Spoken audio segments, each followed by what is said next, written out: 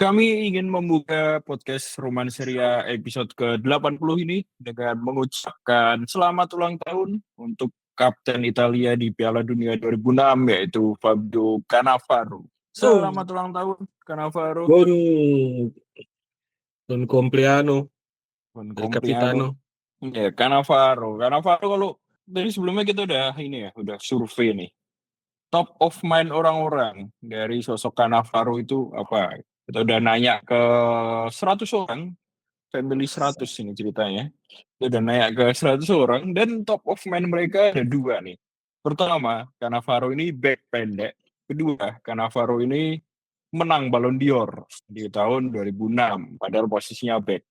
Nah, di episode kali ini kita sedikit banyak mau bahas soal dua hal itu ya, yaitu tentang back pendek jago di Serie A dan juga soal Ballon d'Or pemenangnya. Back rapi di Serie A. Back rapi, beda lagi tuh, beda episode tuh. Nanti back Nanti itu Pak, rapi. Dr. Janetti itu. Nah, itu rapi. waktu Janetti ulang tahun tuh, nanti kita bahas di situ. Kita bahas pometnya Janetti. Nah, iya. Udah pasti nanti JHS masuk tuh kalau pomet-pometan. Iya. Karena rambutnya klimis, sangat klimis. Tapi balik lagi ke ini ya. Enggak balik ding. Sebelum masuk ke topik bahasan, aku mau nanya dulu nih ke teman-teman. Kan transfer window udah selesai ya. Dan ada beberapa perubahan yang menarik di Serie A. Pemain datang, pemain pergi. Aku mau nanya ke kalian satu-satu. Menurut kalian, satu nama aja nih, transfer in atau pemain yang datang ke Serie A yang paling menarik musim ini dan yang kalian nantikan, siapa tuh? Mungkin Mas Ira dulu. Kevin De Bruyne lah. Paling De Bruyne ya. menantikan. Oke. Yang lain apa sepakat, Mas Bimo? Apakah De Bruyne juga yang dinantikan atau ada nama lain? Bernadeschi. Comeback-nya Lalu lagi ke Serie A. Orang itu harus disebut.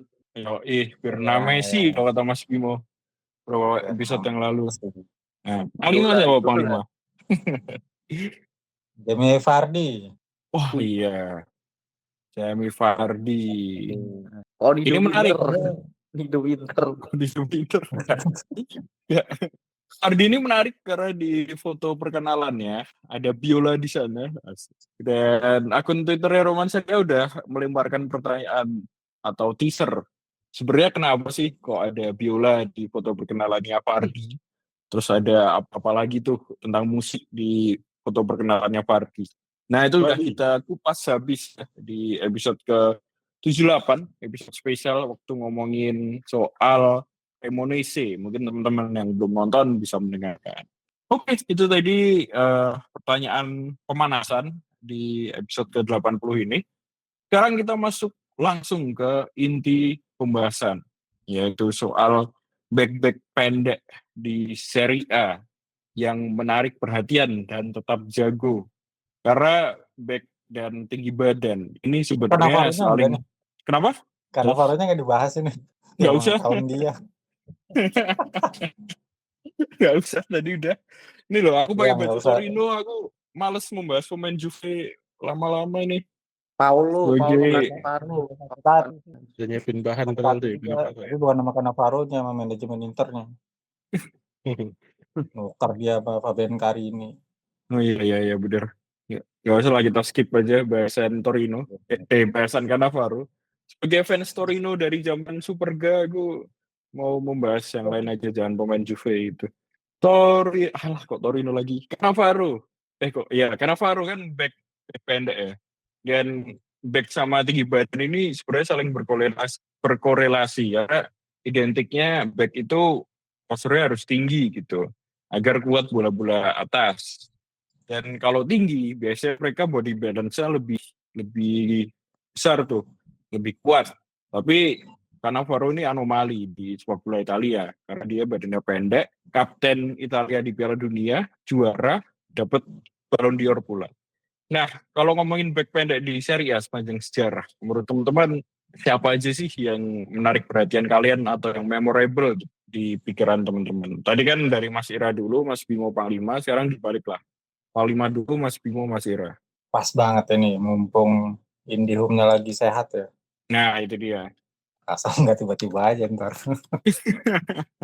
Back pendek sebenarnya nggak banyak ya kalau kita ngomongin sepanjang sejarah gitu, atau ya seenggaknya sejak saya nonton bola gitu ya, nggak banyak. Jangankan di Serie A, kalau kita memang ya kayak tadi bilang Mas Rino, ini back pendek ya anomali gitu. Salah satunya mungkin yang saya ingat itu ada Gary Medel, pemain Chili, lama di Bolonya, sempat di Inter juga, dan dia itu apa ya, walaupun pendek gitu, tapi mainnya emang seganas itu.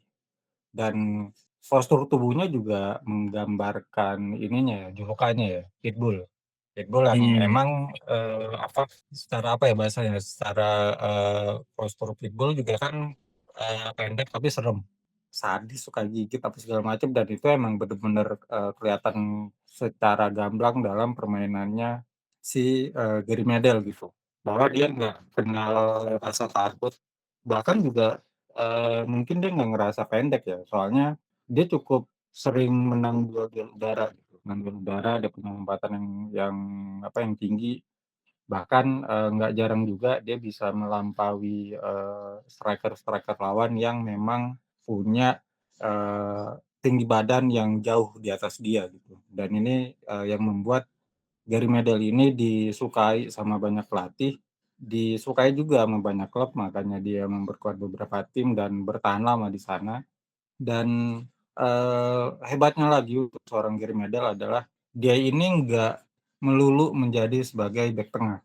Walaupun memang posisi utamanya itu bek ya, posisi utamanya bek tengah, tapi ada kalanya dia dipercaya sebagai gelandang bertahan. Dan ini kan salah satu keunggulan seorang apa ya, seorang bek yang punya postur tubuh yang kecil gitu ya. Karena dia punya fleksibilitas, yang mana ruang geraknya bisa lebih leluasa gitu, dan itu yang dimanfaatkan oleh banyak pelatih. Apa ya, secara situasional. Jadi waktu dia di Inter, di katakanlah di musim pertama itu dia lebih sering main sebagai bek tengah. Tapi di musim kedua dia mulai digeser ke ke gelandang bertahan gitu. Mungkin karena emang ada perubahan komposisi ya di lini belakang. Jadi si Gary Medel ini tetap, karena emang mainnya bagus, karena emang mainnya apa, gerasa gerusuk istilahnya gerasa gerusuk. Jadi dia tetap dipercaya sama pelatih. Dan ketika di Bolonya pun ya sama aja. Bahkan kalau di Bolonya itu pelatih Bolonya entah itu Mihajlovic waktu itu atau pelatih-pelatih sebelumnya memang seneng banget menempatkan Medel itu di berbagai posisi dalam satu musim. Dalam satu musim ya. Kalau di Inter kan dia cuman beda musim nih. Beda musim di sini apa, di back, atau di musim berikutnya itu di gelandang bertahan gitu. Sedangkan di Bolonya dalam satu musim itu bisa beda-beda posisinya.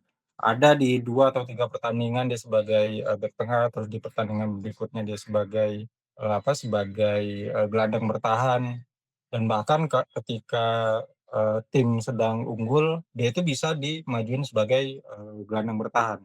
Sedangkan untuk posisi back-nya baru dimasukin siapa gitu yang memang secara postur lebih tinggi, karena untuk mengantisipasi umpan-umpan crossing ya, yang ya walaupun Medel itu lompatannya tinggi, tapi kan tetap resikonya kalah duel udara lebih lebih lebih gede dibanding pemain-pemain lain yang punya postur lebih tinggi daripada dia. Dan apa ya, mungkin untuk kelebihannya Medel ini, sekalipun posturnya itu 171 kalau nggak salah. Mungkin yang paling pendek mungkin. Mungkin untuk seorang bek dia yang paling pendek mungkin. Dan ya itu sama sekali nggak menggambarkan bahwa dia punya kelemahan di situ. Karena toh kalaupun dia emang kelemahannya itu kelihatan banget, udah pasti kan selalu dirotasi atau selalu apa, pindah-pindah klub ya. Tapi ini kan enggak, dia bertahan lama, dan dengan fleksibilitasnya dia, selain jago nekel dan juga jago passing, sama produktivitas dia juga terbilang oke ya untuk seorang bek ya. Walaupun dia itu bikin gol memang lebih banyak ketika berperan sebagai gelandang bertahan gitu. Dan ini juga jadi jadi keunggulan Middle juga dibanding back pada umumnya, yang mana dia punya tendangan yang cukup kencang dan tendangannya bagus, terukur gitu. Soalnya kan kalau back lain kebanyakan kalau nendang ya langit kemana kek, pokoknya jauh dari sasaran. Sedangkan Medel ini tendangannya benar-benar Sudah mulai di home ya. Nah, akhirnya Di sudah mana? tersambung lagi nih Panglima. Jadi terputus Panglima. baru dibilang baru dibilang sehat, parah. Berarti ini ya, kayak episode kemarin sedapatnya aja lah ya. Sedapatnya Iya, aja. sedapatnya aja. Indium ini benar-benar merepresentasikan jelek. Aduh, maksudnya tetangganya Panglima kan? Itu kan ini saudaranya ada dulu namanya kan tuh yang topengnya warna silver. Gaban itu. Iya, Gabah tetangga saya tuh. itu benar Tanwil. tetangga saya itu, dan kebetulan yang tetangga saya itu orang Solo ya. Oh, orang Gue Solo. yang biasa Gak apa-apa, orang Solo kan banyak. yang biasa lu beli nasi goreng di situ. Nah, intel dong. Aduh, intel. Lanjut Gary Medel tadi. Sampai Apa sudah? tendangan jarak jauh. Sampai tendangannya. Iya, tendangan jarak jauh, bener. Nah, cocok nih Gary Medel tendangan jarak jauh ditendang ke kabel Indium, cocok nih. Habis. Wah, itu. Cocok langsung kelar. Tambah hancur dong. Tambah hancur. Ya mending hancur sekalian Mas, daripada begini kita salah paham mulu Mas. Udah di level yang mangkel. Oke, ada tambahan Medel? Tambahan itu tadi Mas, Medel kudu nendang ke tiang yang ada kabel Indiumnya itu. Oke. Benar-benar udah bad mood ini. Setelah lagi lilitan ini. Udah benci. Udah benci. Oke, tadi nama pertama yang dilemparkan Panglima adalah Gary Medel. Sekarang kita tanya ke Mas Bimo. Ada siapa nih yang ada di pikirannya Mas Bimo kalau ngomongin back pendek dan jago? Inter. Ivan betul. Cordoba menurutku bagus. Emang itu salah satu mungkin kebiasaan Inter setelah Cordoba, mungkin ada dulu Recoba juga, terus sekarang Lautaro yang tiba-tiba ada gitu, tiba-tiba dari Amerika Selatan terus jadi andalan. Nah, Cordoba tuh juga datang kayak gitu waktu itu. Siapa tuh kapten tahun 2000? Bergomi pensiun. Terus cuma ada siapa, Laurent Blanc, terus Dario Simic, terus siapa lagi gitu back. Nah, si pelatih waktu itu Marcelo Lippi ya minta ke manajemen Inter buat cari back tengah untuk yang sepadan lah sama Laurent Blanc, yang pada akhirnya nama Cordoba yang waktu itu asing direkrutlah oleh Marcelo Lippi untuk bergabung ke Inter, yang pada waktu itu bandrolnya sampai 16 juta euro, yang itu mahal banget tuh tahun-tahun segitu tuh. Cordoba debut lawan Perugia kalau nggak salah 5-0 menang. Nah, di saat itulah si Marcelo Lippi langsung kepincut, dan Laurent Blanc juga menyaman lah bermain sama si siapa nih, Cordoba ini, yang pada akhirnya ya udah bertahun-tahun kan waktu itu setelah Blanc nggak ada, maksudnya nggak di Inter lagi, ada Materazzi yang jadi tandemnya Cordoba bahkan bertahun-tahun, yang pada akhirnya ya karena si Cordoba udah makin tua ya. Tahun 2010 saat Mourinho datang, Cordoba udah mulai kegeser, dan bahkan Mourinho punya back banyak banget waktu itu, Walter Samuel, terus belum lagi tengah musim kalau nggak salah ya, tengah musim apa awal musim ya waktu itu, Lucio datang, ditambah ada lagi Burdiso kan waktu itu, emang keren-keren back yang terpaksa lah karena emang udah tua juga si Cordoba ya menepi ke kanal timur, ke bangku cadangan terus ya sering sering ngisi bangku cadangan doang, tapi dia tetap walaupun nggak memenuhi pun sebagai legenda sih layak ya dia turut serta mengantarkan Inter untuk dapat treble winner pada waktu itu, pada musim 2009-2010 yang kalau di total mungkin secara tahun 12 tahun ya dia di Inter. Tahun 2012 dia pensiun. Pertandingan terakhir dia sebagai perpisahan itu di Derby della Madonnina yang bahkan pemain-pemain Milan pun ikut bertepuk tangan waktu itu karena emang ya dia seorang legenda gitu. 454 penampilan ditambah 13 gelar bareng Inter tuh ya kurang apa lagi dia sebagai legenda gitu. Pertandingan perpisahannya bareng Milan, tapi pertandingan terakhirnya adalah melawan Indonesia Selection waktu itu di GBK. Itu pertandingan terakhirnya si Cordoba 2013. disaksikan oleh Interisti di Indonesia. Yang spesialnya itu juga Erick Thohir ya, yang jadi ini. Saya ada fotonya, saya ada foto. Ada fotonya? Ada. Kayak gini. Mana? Mana Mas? Aduh, mau ditunjukin ya? Aduh. Pamerin lah. Bentar. Bentar, nanti di pop up Mas Rino. Nah, iya betul. Iya. Hotel Mulia. Sebelah sini ya Mas, Agak- sebelah sini. Iya. Sebelah sini nih. Karena nggak bikin repot ya. Nggak beban pekerjaan ini.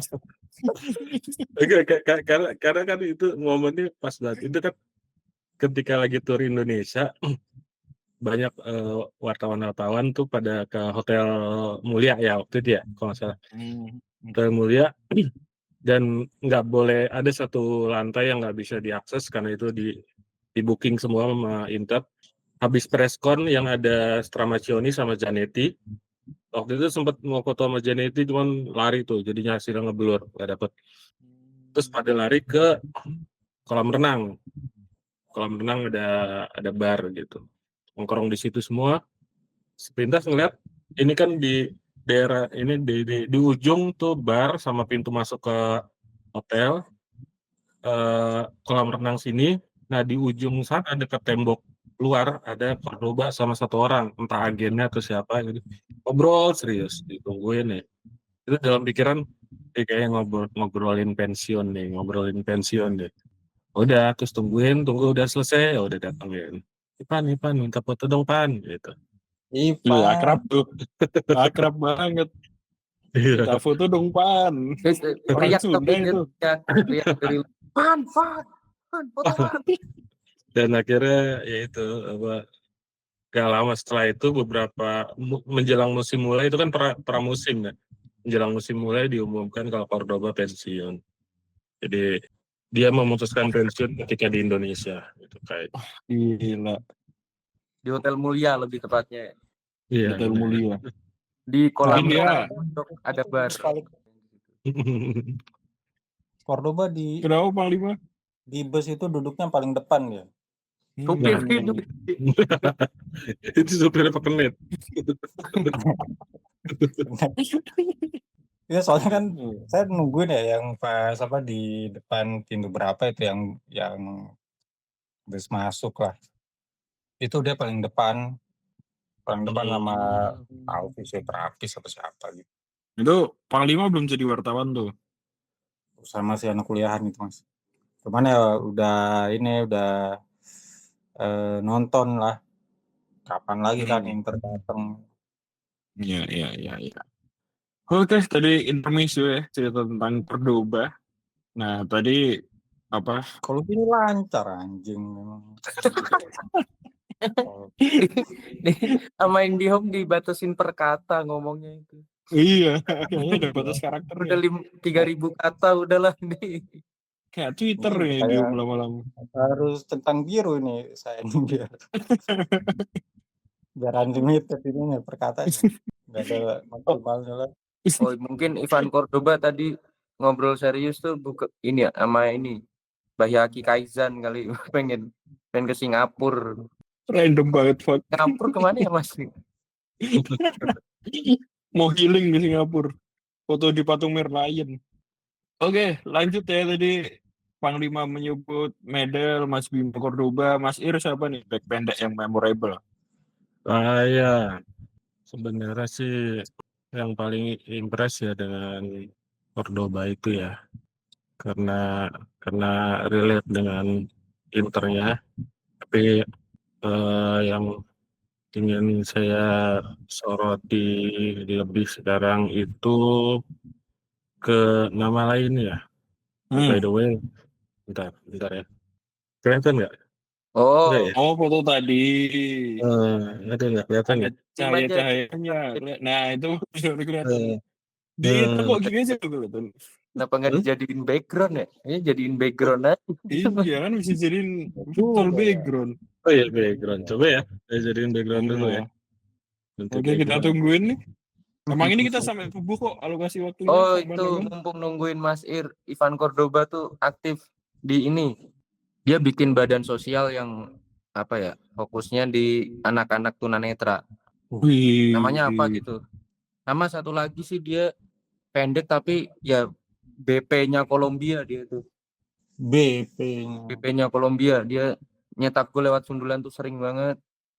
Dan di tahun 2001 tuh dia jadi satu-satunya pencetak gol di final Copa America lawan Meksiko waktu itu. Hmm.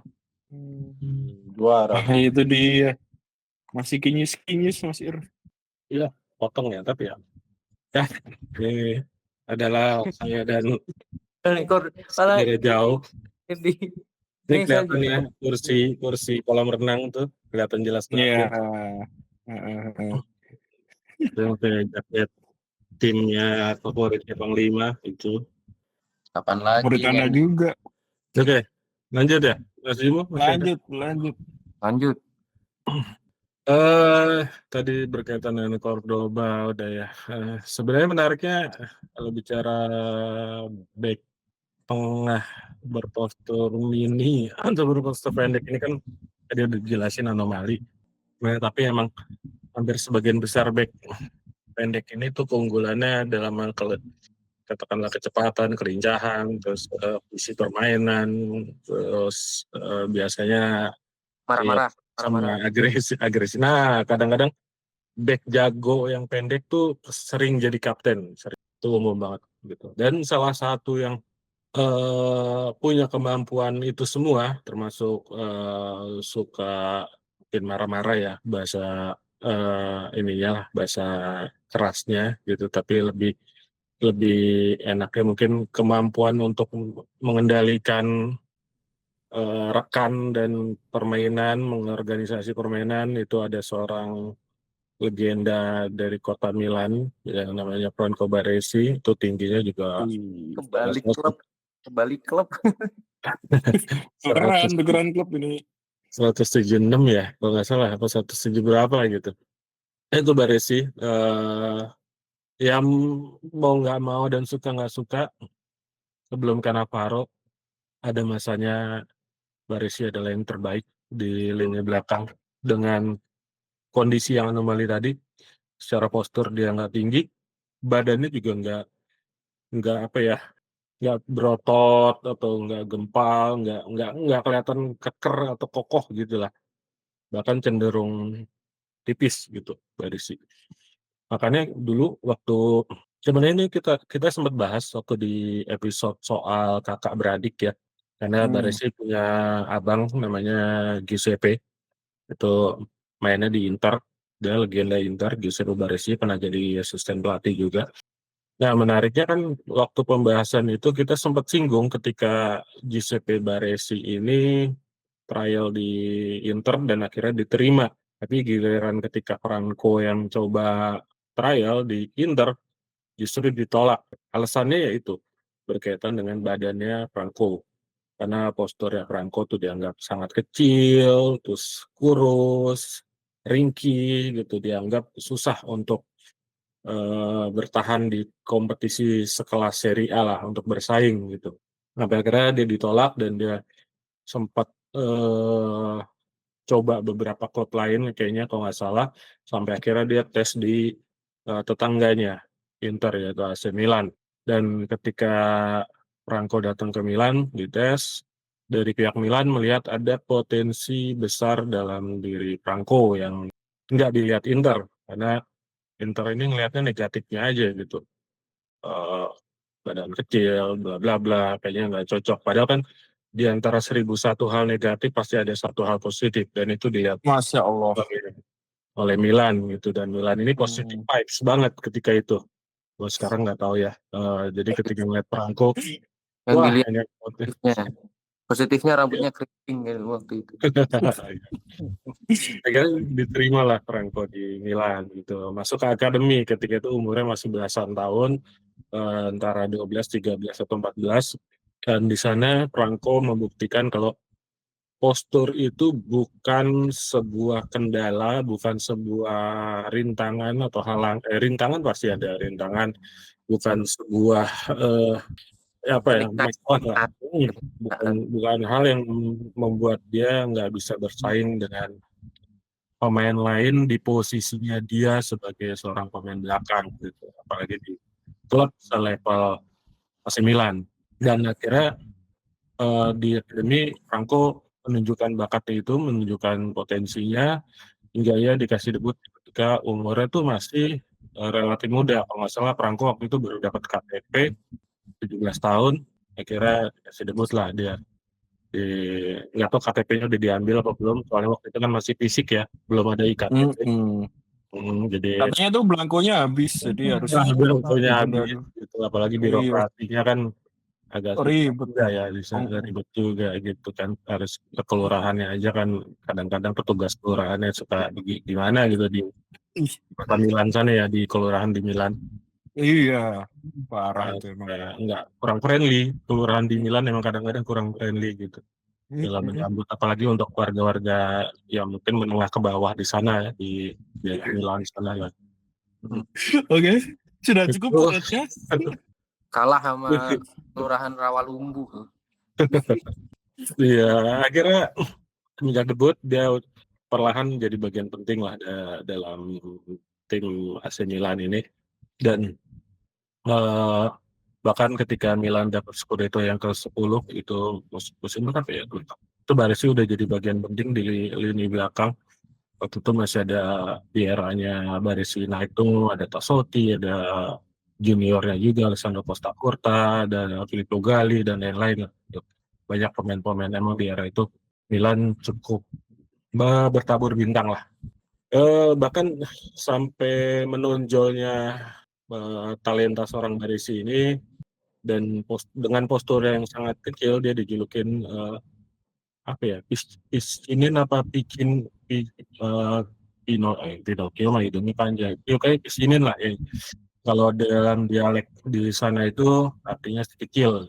Julukan itu ya karena badannya yang mungil lah, yang dibanding beberapa pemain lain. Bahkan ketika dia bersanding dengan katakanlah Alessandro Costa Curta juga yang nggak terlalu tinggi, kebanting banget gitu. Dan perlahan-lahan Baresi menancapkan tajinya di Milan sampai akhirnya dan kapten bersemak di lengan kirinya itu di umur 22 atau 23. Relatif muda, dia udah memimpin Milan. Waktu itu masih periode masa-masa sulit Milan sebenarnya. Sebelum eranya ini ya, eranya katakanlah si apa namanya, Presiden Perdana Menteri Silvio Berlusconi masuk, itu sebelum era itu, kalau salah 86 atau 88. Jadi sebelum era Berlusconi masuk, Milan ini dalam periode yang emang berantakan lah gitu.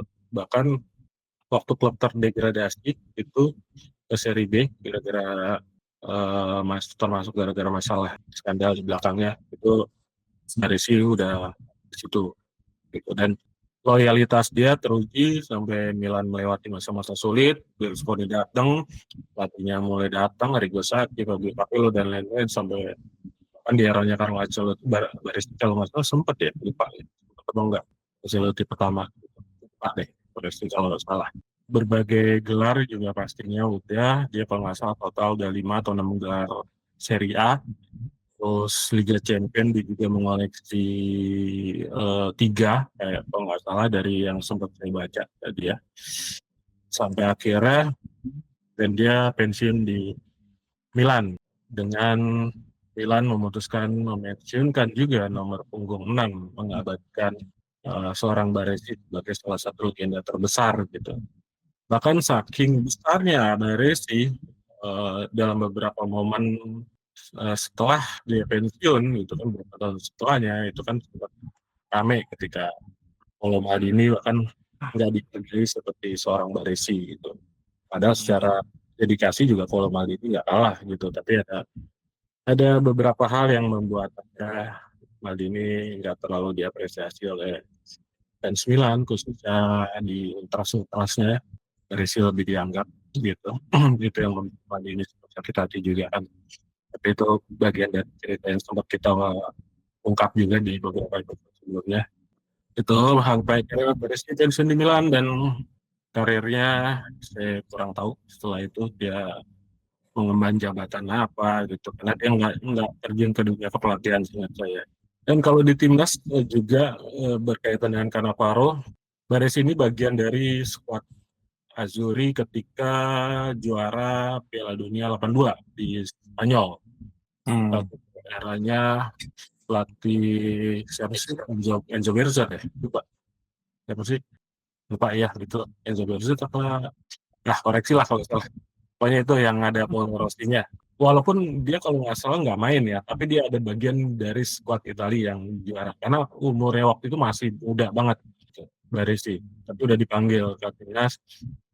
Sampai akhirnya kalau dari segi puncak karirnya di timnas sebenarnya ketika Piala Dunia 94 di Amerika Serikat itu Baresi berpeluang besar mengangkat piala sebagai pemain yang aktif di lapangan, tapi sayangnya gara-gara satu pemain Italia gagal juara. Tendangan penalti terakhirnya menyapa langit dan Italia dikalahkan Brazil di final gara-gara satu pemain itu. Idola Anda itu. Saya idolakan ya, kebetulan saya idolakan. Ya. Gitu. Jadi itu sebenarnya total hampir 80-90-an caps lah. Dan kalau dari gaya permainan sih mirip-mirip sama Cannavaro, agresif, sangat reaktif gitu, tackle-tackle-nya, sliding tackle atau standing tackle-nya bagus, positioning-nya oke, mentality dan visi permainan kepemimpinannya itu secara psikologis, secara mental ya oke, kecerdasannya juga di atas rata-rata untuk seorang pemain, pandai membaca ruang, rajin menabung, terus rajin ibadah dan lain Berlebihan mas, berlebihan. Itu manfaat susu mas itu. Itu seorang Baresi. Oke. Ada lagi yang mau ditambahkan tentang Baresi? Apa sudah? Udah itu aja nih, saya ganti dulu backgroundnya kayaknya nggak enak banget. Saya kayak kedip-kedip gitu badan saya di sini pakai background. Gak apa, berkilat-kilat. Oke, itu tadi masing-masing sudah menceritakan pendek memorable menurut Mas Bimo Panglima dan Mas Ir. Segmen pertama selesai, nanti di segmen kedua kita akan membahas seputar pemain-pemain Serie A sepanjang sejarah yang layak untuk menang Ballon d'Or, tapi akhirnya tidak memenangkannya. Stay tune di podcast Roman Serie A. Nah, tadi di segmen pertama kita sudah membahas soal back-back pendek yang memorable. Kalau misal teman-teman yang mendengarkan ada nama lain nih yang belum sempat kita sebut, mungkin bisa reply ya di Spotify atau di Twitter atau di Instagram atau di TikToknya Roman Serie A. Di segmen kedua kita akan membahas pemain-pemain Serie A di segala posisi di sepanjang masa yang sebenarnya layak banget nih untuk dapat Ballon d'Or, tapi akhirnya nggak dapat kesempatan untuk memenangkan. Tadi kita mulai dari Panglima, sebelumnya kita mulai dari Mas Ir, sekarang kita mulai dari Mas Bimo untuk menyebutkan nih versi Mas Bimo, siapakah pemain itu? Jelas lah ini kayaknya semua setuju ya. Francesco Totti. Emang Francesco Totti itu di beberapa kesempatan sebenarnya layak, terutama di tahun 2000-an awal ya. Apalagi tahun 2001 tuh pas juara Serie A Scudetto Roma. Dan waktu itu ngertilah apa ya, mungkin banyak media Itali atau media sini ya yang apa ya, Totti nih Ballon d'Or, tapi ya ternyata di negara Inggris ada satu nama yang apa ya, yang eksplosif juga, ternyata dia striker yang sangar waktu itu, emang gol-golnya bagus-bagus banget di Liverpool. Michael Owen yang jadi peraih Ballon d'Or, yang bahkan di mana Totti berada di peringkat kelima pada saat itu. Dan apa ya, waktu itu Liverpool nggak dapat gelar sama sekali, nggak dapat gelar Liga, nggak tahu kalau gelar lainnya ya, Anumerta atau apa, nggak ngerti juga. Mati tuh. Anumerta Adipura nggak Liverpool.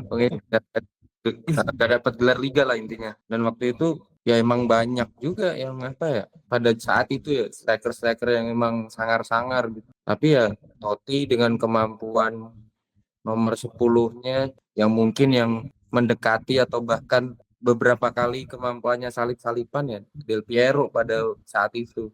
Tapi ya nggak, di luar dugaan juga sih menurut saya, yang waktu itu masih berusia 4 tahun. Kaget ya, anjir, kok bisa Totti tapi nggak bisa ngomong R waktu itu. Iya, Francesco Totti. Tapi aku nggak percaya sih 4 tahun udah bisa. Francesco Totti yang juara. Kritis dari usia balita itu. Balita udah kritis soal Ballon d'Or kan. Nggak apa-apa. Itu menurut aku apa ya Mas, yang harusnya Totti di tahun paling masuk akalnya dia juara ya di situ. Tahun 2002 walaupun dia keren, tapi Ronaldo Nazario lebih bagus, bahkan menang Piala Dunia. Tahun 2003 juga banyak ya sebenarnya yang waktu itu Nedved ya. Tanda tanya juga waktu itu. Tahun 2004, nah ini udah mulai nggak nonton bola nih tahun segini nih, udah tua. Si paling tua. Fokus ujian TK. Itu tuh Totti lah. Kalau nama lain mungkin kalau harus ada 2 nama biar kebeban juga kan yang 2 pembicara setelah saya. Maldini tahun 2007 pas juara Liga Champions. Cuma ya waktu itu yang dapat kan ya rekan Steam lah ya. Dan Kakak emang waktu itu ya keren, termuda di skuad. Soalnya waktu itu emang banyak orang-orang kuat, tapi ya Maldini orang penyelamat sih waktu itu. Beberapa momen dia emang apa ya, keren sih. Maldini lah yang apa ya, tambahannya. Maldini itu sebenarnya ada 4 momen, 3. 94, 2003, 2007 Maldini kayaknya. Nah itu 2003 tuh banyak nama tuh. Iya. Cuman momen itu kayaknya masuk lah untuk kalau Maldini dijadikan kandidat. 94 itu Milan juara Champions juga ya? 94 itu Juara, Milan yang ngalahin juara lawan Barca Barcelona. Ada yang Ballon d'Or si ini Van Basten. Van Basten. Tapi nggak tahu sih. Stoikovnya Barcelona. Padahal yang dikalahin tuh. Iya. Berarti Stoikov nggak semangat tuh karena udah dapat bocoran bakal menang Ballon d'Or kali ya. Menang Ballon d'Or juga. Iya, santai aja. 4-0. Kebablasan. Kita lanjut ke Mas Ira. Saya ada sebenarnya banyak momen ya, kalau banyak momen dan banyak nama yang kalau secara subjektif layak lah untuk bersaing sebenarnya dalam perebutan Ballon d'Or, walaupun Ballon d'Or juga ini bagian dari subjektivitas para wartawan juga ya. Yang memilih. Ada satu momen di 97 itu ketika Ronaldo baru datang musim pertamanya ya kalau nggak salah di Inter ya, itu baru dari Barcelona. Ronaldo dapat Ballon d'Or tuh. Performa di Barcelona emang ngeri banget, dan performa di Inter awal musim itu mengerikan, walaupun dapat apa ya, Piala kalau nggak salah, lupa musim pertamanya. Tapi satu kandidat yang sebenarnya nggak kalah layak dari Ronaldo adalah Alessandro Del Piero di tahun itu. Karena Del Piero sebenarnya salah satu puncak performanya, peak performance itu ada secara individu, itu ada di 97 lah, itu salah satunya ketika dia di puncak. Dia waktu itu pokoknya 96, 98. Dia sempat jadi top skor Liga Champions di 97-98 kalau nggak salah, dan juga waktu itu dominasi juga di Serie A, dapat gelar juga, gelar juara seperti itu waktu itu. Sayangnya di final itu kalau nggak salah final Liga Champions ya, Juventus waktu 97-nya itu kalah dari Dortmund. Pertama kali saya nonton final Liga Champions secara serius itu waktu Juventus yang sebenarnya dalam sangat top performance waktu itu, termasuk dengan Del Piero yang performanya top, karena di musim sebelumnya Juventus juara waktu mereka ngalahin Ajax ada final Ajax selepas generasi. Waktu Ajax kan musim sebelumnya tuh 95 juara ngalahin AC Milan, itu eranya pelatih kesayangan kita sekarang, Coach PK dan generasi emasnya. Nah, ada legenda-legenda kayak Michael Riziger, Richard Witske, dan lain-lain. Milan juga kalau nggak salah. Tristan Bogarde lah. Waktu itu Ajax juara, 96 tuh Ajax kalah dari Juventus. Waktu itu kaptennya Juventus Gianluca Vialli, tapi di depan tuh mereka ada Vialli, Ravanelli, sama Del Piero tadi. Dan yang nyetak satu gol Juventus di waktu itu skornya 1-1, yang nyetak satu gol Juventus kalau nggak salah Ravanelli, lupa saya waktu itu. Dan Juventus menang, tapi di musim berikutnya Juventus kalah di final, secara mengejutkan. Waktu itu Dortmund bukan bulan, tapi mainnya waktu itu di Olympia Stadium di Munich, tempat diselenggarakannya final Liga Champions 2015 ya, waktu Barcelona mengalahkan Juventus juga waktu itu eranya MSN gitu. Kebetulan saya ada di sana ketemu Shakira. Itu waktu itu Dortmund kalah, Dortmund menang, dia lewat dua gol legendanya Liverpool, Karl-Heinz Riedel. Karena setelah dari Dortmund, Riedel ke Liverpool, ada juga wonderkid-nya Dortmund, Wasikkan, tendangannya luar biasa waktu itu, tapi Eriksen setelah dari final itu menghilang. Dan itu momen ketika Del Piero sebenarnya bisa dibilang cukup layak lah untuk jadi raih Ballon d'Or. Tapi memang masalahnya dia mencuat di era ketika Ronaldo lagi on fire. Karena dari Barcelona ke Inter di musim pertamanya juga Inter, dia datang dengan sebuah kemegahan lah atau apa istilahnya, pemain termahal dunia di dalam Inter, sensasi besar, kayaknya jadi media darling apalah gitu, center of attention gitu. Jadi nama Del Piero ini tidak terlalu pokoknya agak kalah lah dengan sensasi ketika Inter mendatangkan Ronaldo. Jadi itu sayangnya ya itu Ronaldo, walaupun keberhasilan Ronaldo juga enggak terlalu diperdebatkan juga, karena memang layak juga dengan kehebatannya dia ketika itu, walaupun setelahnya agak menurun terus baru naik lagi di Piala Dunia 2002 ya. 98 sih masih oke lah sampai final Ronaldo. Itulah pokoknya layak lah. Itu sih kalau satu nama lain paling sebenarnya yang ini perdebatan tipis ketika Fabio Cannavaro yang trigger topik kita kali ini, Ballon d'Or 2006. Itu perdebatan tipis-tipisnya adalah kenapa nggak Gianluigi Buffon, karena Buffon juga oke banget. Buffon salah satu fundamental segala macam di Juventus juga, dapat Scudetto, walaupun Scudetto-nya akhirnya dicabut gitu kan waktu itu lagi skandal Calciopoli ya, makanya kita menang. Nah itu Buffon juga dianggap layak lah dapat Ballon d'Or lain orang, tapi sayangnya di kiper dan hanya satu kiper Ballon d'Or. Iya. Kalau Panglima siapa? Ballon d'Or Rui Costa 2000 berapa tuh yang Milan ngalahin Juve di UCL Old Trafford 2003. ya itu harusnya layak, selain karena bawa Milan juara.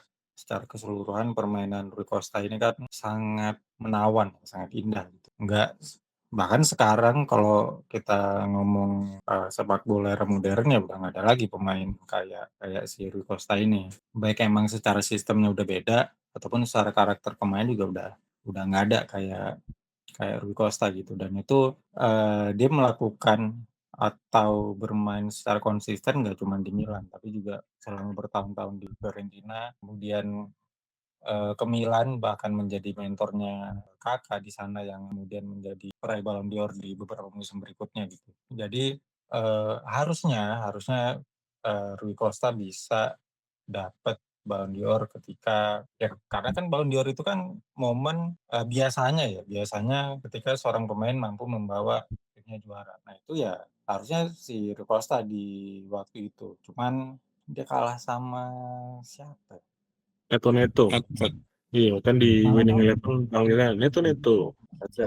Kalahnya sama Notet pula yang notabene pemain yang dia kalahkan di final di Old Trafford gitu. Ini yang nggak tahu ya, mungkin itu juga menjadi bagian di mana bahwa ada banyak pemain-pemain hebat yang tidak ditakdirkan mungkin untuk juara untuk dinobatkan sebagai pemain terbaik dunia gitu. Cuman ya kita sebagai penonton, sebagai penikmat bola ya kita tahu bahwa ini pemain top, ini pemain sebenarnya layak dapat penghargaan lebih gitu. Dan ya kalau kita ngomongin Rui Costa sebenarnya juga kan dia nggak terlalu terekspos banget ya, mungkin underrated sebutannya gitu, karena dulu orang-orang lebih melihatnya Shevchenko lah, Inzaghi lah, atau ketika Kakak datang ya Kakak gitu, atau Seedorf, bahkan Pirlo yang akhirnya menggeser posisinya Rui Costa di AC Milan.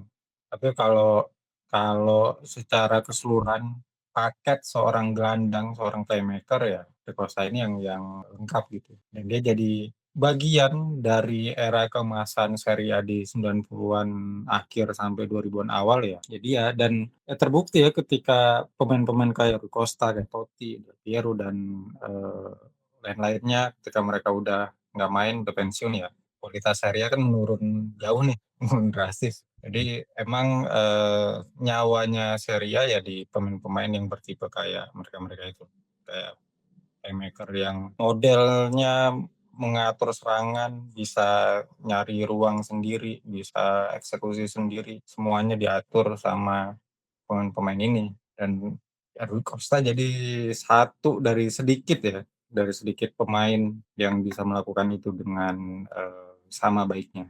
Itu terus ini yang paling nyakitin sebenarnya, Wesley Sneijder 2010 treble kurang apa coba treble lagi.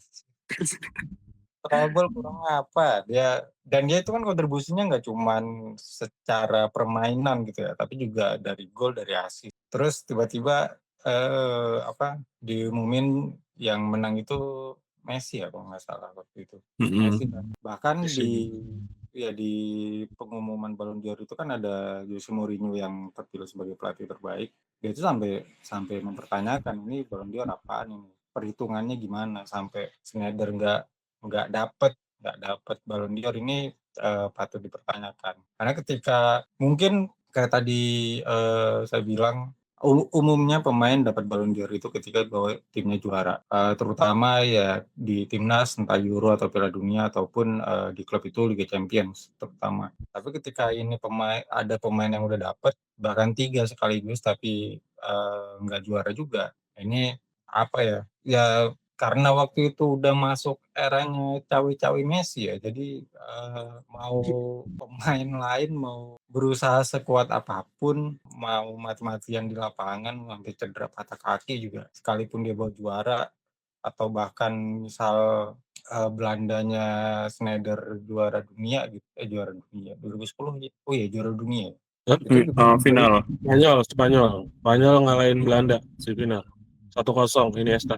Itu final Belanda lebih dijagokan ya kalau nggak salah ya gitu. Ya, final Belanda itu kan ya Belanda ke final kapan sih terakhir kali gitu. Bahkan di 2010 itu Argentina sampai perempat final apa 16 besar gitu. Jauh kalau dibandingkan sama Messi. Mungkin Messi waktu itu di Barca cuma juara La Liga doang mungkin. Ya, juara Liga doang.